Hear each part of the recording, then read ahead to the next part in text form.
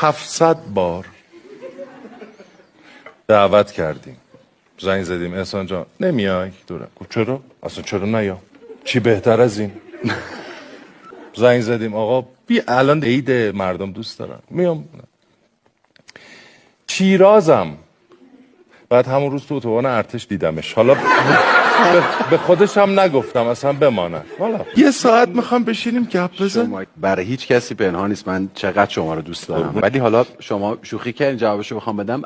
یادمه که آقای مدیری میخواست برنامه رو شروع کنه، اولین قسمت دوره همیاران 300 خورده ای قسمت رفتیم 5 سال پیش. آقای مدیری لطف کردن به من زنگ زدن که با این جمله که میخوام قسمت اول رو با تو شروع کنم. یادتون میاد؟ بعد من یه چیزای شنیده بودم پراکنده که چه نقشه هایی تو ذهن آقای مدیریه. اعتراف میکنم صادقانه که دفعه اولو صادقانه پیچوندم. خب و خدارم بابتش شکر میکنم برای اینکه بعد دیدم یه روز با ریشتراش سیبیلای سروش صحت رو زد و یه روز با ریشتراش نیما فلا کلش رو کچل کرد.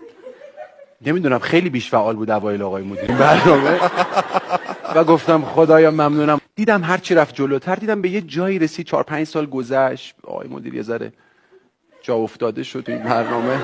من دیدم دیگه یه گوشه نشسته ایشون داره با گویش بازی میکنه. با من دیگه کاری نداره دیگه.